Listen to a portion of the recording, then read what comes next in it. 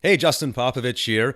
Welcome to this interesting little training session I put together for you called Working, that's in quotes, from Home. These are tips from me, a full time home based business owner, that will help you if you're looking to either set up a business where you're going to be working from home, or even if you're not a business owner slash entrepreneur, even if you're just looking to work from a home based environment. Over the past 7 to 8 years, I have basically been doing that. I've had to figure out how to become productive from the same place I happen to live and work, all in the same environment, which can be good. It sounds great on the surface, but actually be really challenging. And obviously, there's a lot of natural distraction that occurs when you don't separate the physical location of where you live and where you work.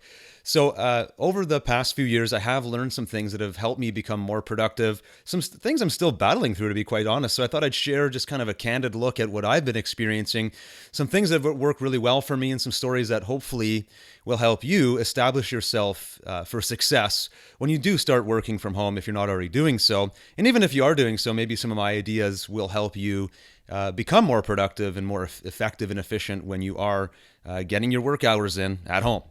So there's basically four major areas of focus in this particular presentation. It could actually go a lot longer, but I wanted to kind of break it into four bite-sized little chunks that you could walk away with that I thought were kind of the highest leverage. So the first is the perfect environment, and in brackets myth, because I don't believe it exists. I'm going to talk about that.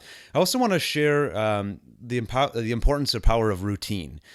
People often say, "Oh, it's become so routine," and they say that phrase as though it's a bad thing, but I actually think it's a good thing, and I'm going to explain why. The third point is going to be all about setting boundaries, which you will absolutely need to do from day one, and you'll learn this lesson sooner or later, anyways. But I'm going to share some tips there, and then equipment and tools that really do matter. And I notice I have the word equipment there, so on the fly, let's just do this. I'm going to edit that, because that's how we roll around these parts. There we go. I fixed the slide on the fly. So let's actually dive into this. So the perfect environment myth. I'm calling it a myth because when you work from home, especially if you're someone like me, have a family, I have kids, maybe you don't, but if you do, then you already know that having a perfect, serene, work environment where everything goes according to plan is just not real. That doesn't happen for me, and it probably doesn't happen for you either. There are going to be natural distractions, things that occur, and you actually need to be able to prepare yourself mentally, physically, structurally, routine-wise, which we're going to talk about later, to handle this. So if you can go into this situation, if you're just establishing yourself as a work-from-home person, or if you're already doing it, I thought it would be important to let you know that the perfect environment is probably not going to happen. It's not going to happen when you work in an office either. There's going to be other people there that distract you, and water cooler talk and gossip and all this other stuff that goes on. So the perfect work environment pretty much doesn't exist anywhere. But I find that if your expectation is that you need a perfect work environment to be successful, those expectations won't be met. Especially when you're working from home, which can lead to frustration, which leads to very low levels of productivity. And that's not good, because that can send you in a very negative spiral. And before you know it, you could be failing your business. So I wanted to address that, but I also wanted to talk about the second point here, which I think was huge. And it's actually originally I got the idea originally from a book I read by Josh Waitzkin called The Art of Learning. And it's called the hard zone versus the soft zone. The hard zone mentality is that you need everything set up in a predictable, perfect fashion in order for you to be concentrated, to be on your game mentally, and ready to work, ready to be productive. And if anything is thrown off, if that environment isn't exactly how you expect it to be, perfect silence, everything working and functioning the way you need it to work, whatever it may be, then if you don't have that, you break down and you're not productive, you're not effective. That's not good. You want to move away from the hard zone. You want to move to the soft zone. The soft zone basically says that my environment around me can change.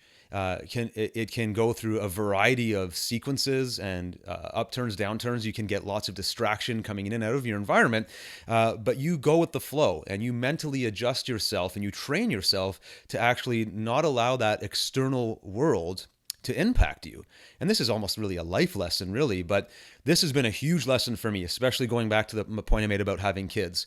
Uh, and even more so right now, I'm recording this video in the summer where my kids are not in school, so they're home a lot more during the day. Well, I happen to live in a house that's not all that huge. I mean, it's a decent size, but at some point I'm going to get kids making noise and it's going to distract me. They're going to come in and want to show me something. The phone's going to ring. All kinds of other stuff might happen. And that hard zone, if I had one, would be constantly broken down, and I'd be completely frustrated if I needed one. So the soft zone basically says I'm adaptable enough that I can still maintain a high level of focus and concentration and productivity regardless of what's going on around me. And you can actually practice this. So sometimes what I do is, in the past, I liked to work in completely silent environments, and I could not write. Let's say I wanted to write a broadcast email that was very important. A lot of people are going to be reading it. Or maybe it's a blog post or a piece of content that a lot of people are going to be consuming. And, the pressure's on. I want it to be good quality stuff. If I didn't have a perfectly silent environment, I couldn't write. So what I would do is I would go and work from coffee shops and work from louder environments and actually practice being able to stay concentrated despite all of those external distractions. Now, I'm not awesome at this yet. It's still a work in progress, but having done this and having experienced the infinite number of distractions that happen both at home and when I try things like that, I've become better at staying efficient and productive even when my environment isn't exactly the way I love it. So the third point is a quote from that book, The Art of Learning. Mental resilience is arguably the most critical trait of a world-class performer, and it should be nurtured consistently.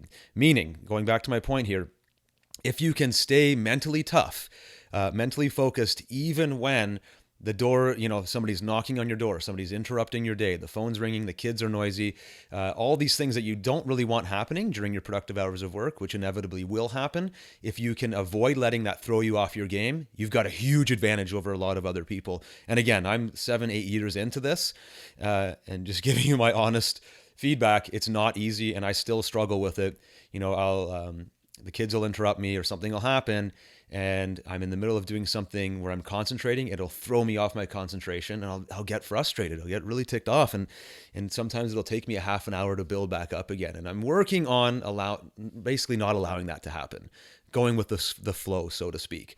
So set your expectations to say, look, a perfect environment probably doesn't exist, so how can I become more mentally resilient so that I can stay on task and get my stuff done despite what's going on around me? Next, this whole concept of it has become so routine. I want to talk about the power of routines, especially for me, and relate some experiences that I've had. But ultimately, you need to set some kind of daily routine that you follow, at least to some degree. Now, some people I find are more routine oriented than others. And I've realized, especially this summer now with the kids being off for the summer and they're not at school, where I get my whole days alone, that I actually need routine more than I ever expected. And I'm just realizing, and I'm accepting that about myself, that when I follow a routine, I'm more productive. And when I'm productive, I'm happy. And I'm okay with that. So in general, routine is the key to predictable behavior.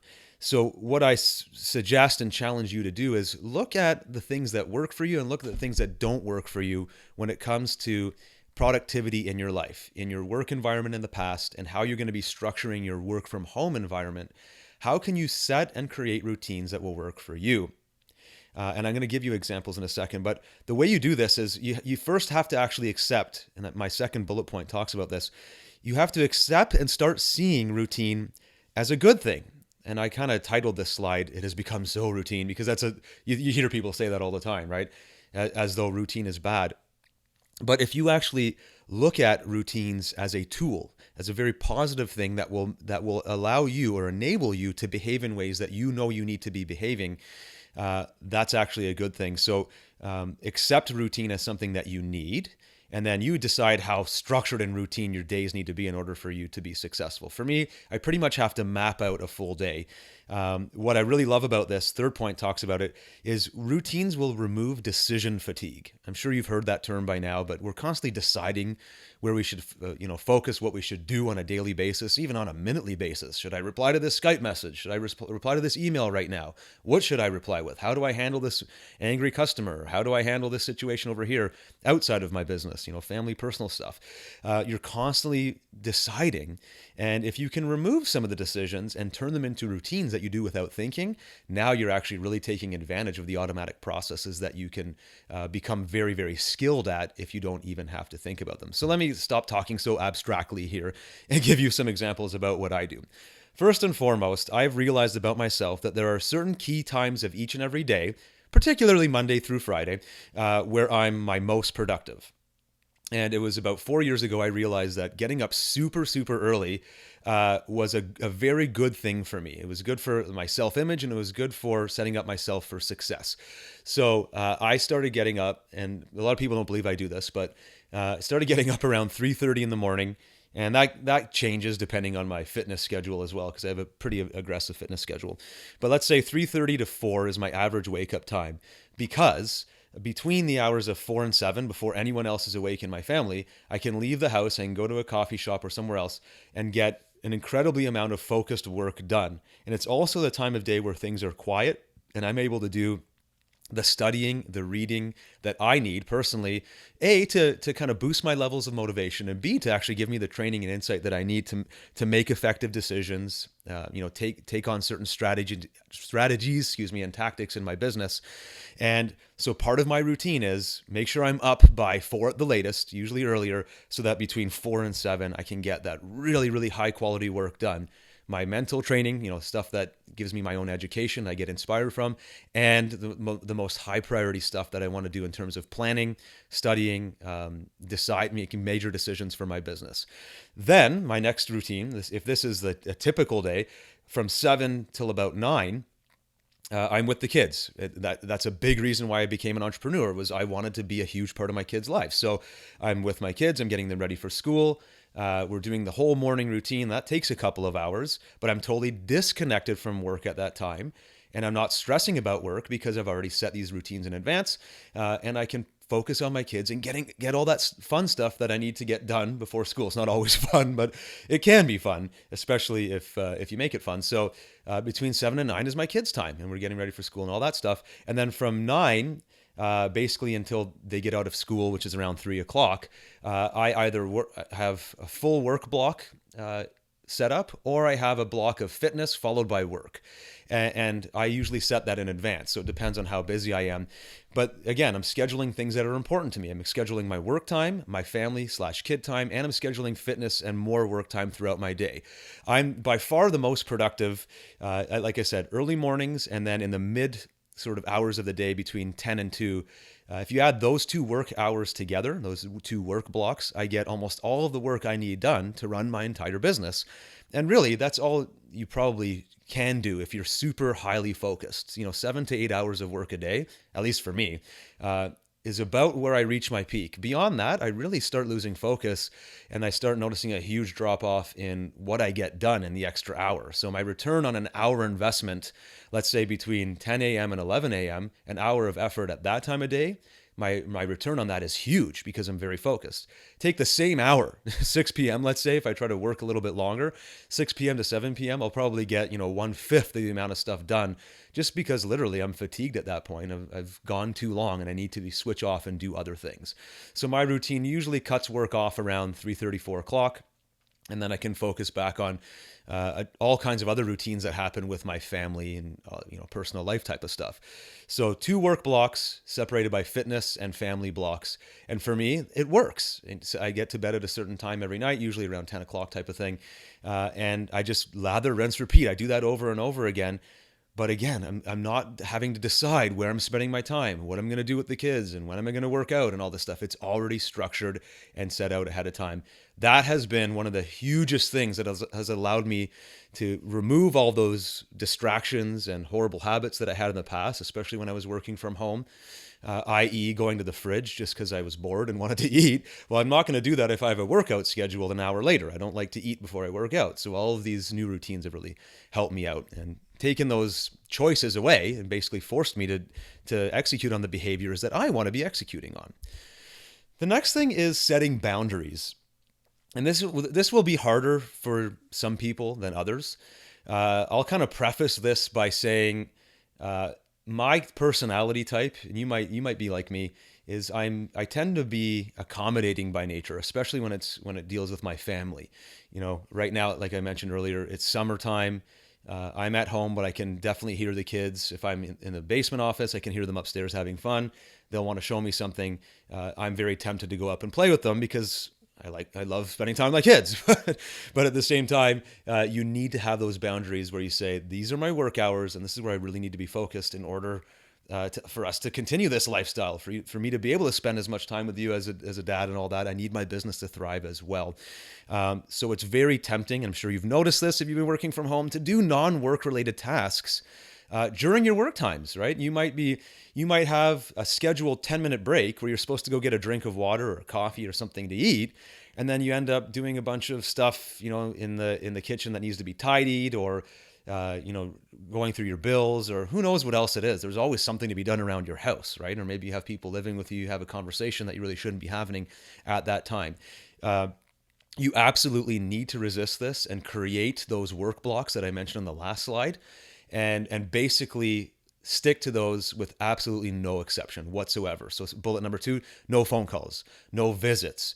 If people, extended family, friends and all that, they see you as somebody that's working from home, that they think that you can stop in. And maybe you're nodding your head and laughing right now because this has happened to you. And I guarantee if it hasn't happened yet, if you have friends and family nearby, it probably will.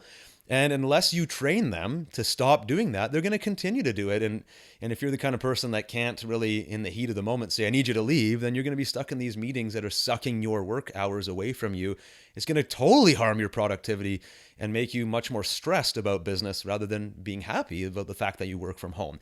So very, very harsh boundaries when it comes to visiting hours, when you can have phone calls that are of a non-business related nature. Just don't do it. Don't take any calls. Don't answer the phone. Don't answer the door. I lock my door and often go as far away from it as possible so I can't even hear people knocking on the door. If I'm recording a video like I am right now, I actually had to, because it's the summertime, I had to ask my family to leave because I didn't want any distractions, any noise in the background while I was recording this. I want to get in the flow. I want to record this entire video once. I don't want people making noise and having poor audio quality in the background. I want it done. I set the boundary. Everybody agreed to it. They left. I'm recording it. It's working out great. And then the final one I'll mention here, this has been huge for me. And it's one of those things where other people that don't have a business, they're not entrepreneurs, they may not get it, but just don't worry about it. Hired help to remove common distractions. So one example, I'll give you 2 actually. In our home, my wife works a lot of hours. I like to work a lot for my business. So it doesn't leave a lot of time left over for quality family time. And of that quality family time that's left over, my wife and I decided that we don't personally want to be spending a lot of that time doing your common daily chores like, washing dishes, cleaning clothes, cleaning the home, dusting, mopping, all that stuff. You got to do it quite frequently, as we've all learned as we've become homeowners or apartment owners or whatever. That sucks up a huge amount of time. So we've hired somebody that comes in twice a week and just handles all of that for us for a nominal fee. But again, as a business owner, it's a business decision. Do I want to spend 4 hours doing that? Or would I rather spend 4 high quality concentrated hours in my business where I can make far more money than I would paying out this person who's going to do the work for me? And it's an easy no-brainer decision. I absolutely hire that help out. And it works out amazing for us because all of that time that we buy back now is stuff that we can do together. Family excursions, taking the kids to their, for us, doing kids things like, both my sons play competitive sports and stuff like that. So we actually have extra time to do that. Plus, my wife and I have our own, fitness and goals that we want to work on outside of work and family life as well. So all of those hours have now been freed up. We do the same thing with, lawn maintenance and the outside stuff. What I cautioned you or mentioned earlier is that, your family or friends that don't run businesses, that just kind of work a traditional 9 to 5, might make fun of you or make comments because they're like, oh, look at the fancy people over here, hiring a maid and all this stuff. And those comments will come. But it's not really about that at all, as you will see very, very quickly, that it's more about buying back the time that you need for the lifestyle that you're trying to create. And it's always a business decision. Do you want to spend that hour and a half cutting the grass? Well, if you love it, and if it's something that you enjoy doing as an escape from your business, obviously don't hire it out. For me, it's terrible. I hate doing it, so I'm going to hire the kid down the road to do it. And I'm going to spend that hour and a half talking to my son about his, the gymnastics that he wants to do, or what, helping him study, or whatever it may be. So make those boundaries and make those decisions according to your plan. Last and definitely not least, but it kind of falls a little bit out of the scope of the three previous points, is equipment and tools. The equipment that I purchased for my business and then I kind of evaluate on an ongoing basis has made a huge difference. So the first thing I did, and this is especially important if you're running a digital business like I do, where a lot of your revenue generation will come from content creation, will come from digital products, or maybe you're building software or something like that. For me, buying a MacBook with all the tools that kind of come with a Mac laptop or even just a Mac desktop was huge for me. There was a bit of a learning curve going away from Windows, and I'm sure you'll argue with me if you really love Windows that this is not the right move. I'm just giving you my story. That was massive in terms of productivity. I bought a really high-end laptop, and I'm about to upgrade it as well. Really high speed. I spent a lot of money on it, but it wasn't a spend. It was an investment because I gained so much productivity by having the right machine. My entire business runs off, a couple of laptops between my business partner and myself. And so I wanted to make sure I had the right computer and then the right software. So I'm just have a couple examples here. Right now, I'm shooting a video using an app called ScreenFlow. If you're on a PC, you might be using Camtasia, and I have an app called Keynote, which is like PowerPoint. It lets me make slides, and I spent some time learning both of those apps, and I've created hundreds of videos that have generated hundreds of thousands of dollars in revenue for my business just by having the right computer and the right tools, and then learning how to use them, combining it with my skill set is what we do in my business. So those tools have been huge for productivity. Also, things like a good headset and a good microphone. If you're doing Skype calls, if you're doing webinars, talking to clients to close deals, a great headset will help you with that. And a microphone, the one I'm shooting on shooting, I guess is not the word when you're recording, it's recording. The one I'm recording on right now is about $120. I'm going to lift it up. It might sound funny for a second. It's an Audio Technics mic. And it's not probably the most amazing sound quality, but I know it's certainly better quality than a lot of the audio that I hear, and it allows me to produce good quality material like this right now. That's an investment that pays for itself over and over again. And then other stuff like, I talked earlier about turning off your phone when necessary. That's cool, but you also use the phone to your advantage. So I have an iPhone with a synced calendar. I can check all of my email, and I have apps like for PayPal, for an example, if I need to check a transaction from a customer. All that stuff's available to me whether I'm at home or on the road. The biggest thing here is the synced calendar, because what I do is I take my wife's phone and my phone plus my Google Calendar, and I sync up all of my devices, the laptops in our home, the phones, and so on, so that my wife knows exactly what I'm doing all day long throughout the business. So if she has to plan around me, not coming home because I'm shooting a video or something like that, she can see it in the calendar. Plus, we have a personal calendar that allows me to make decisions in my business world that won't impact my family. As an example, last week we left for a camping trip, and I had to plan to make sure that I was able to leave early on the Friday. Well, I could see well in advance, and my wife had scheduled that. I made sure I didn't book any webinars or calls or launches or anything of that anytime on that Friday, because we had this family event planned. So it's all in there, and I can make a lot of decisions very quickly with these synced calendars, and it goes right across the board. If my wife and I are too busy to have a talk, we can quickly look at the calendar and we're on the same page. So those kind of tools, I'm sure you do this, but examine it, because it really might be able to help you establish a much more solid working routine, especially from a home office. So that's it. This is my little working from home, which people always quote because they don't think I'm working, but I am. Little tips for you here. Hope you found it valuable. I'd love to hear from you as well. If you have discovered any tips or tricks that have really helped you, maybe you have some frustrations that you want to share with me that you haven't been able to solve yet. Maybe we can brainstorm. I'd love to hear from you and relate back some common stories. So again, hopefully you like this. Thanks very much for watching. This has been Justin Popovic. We'll talk to you soon.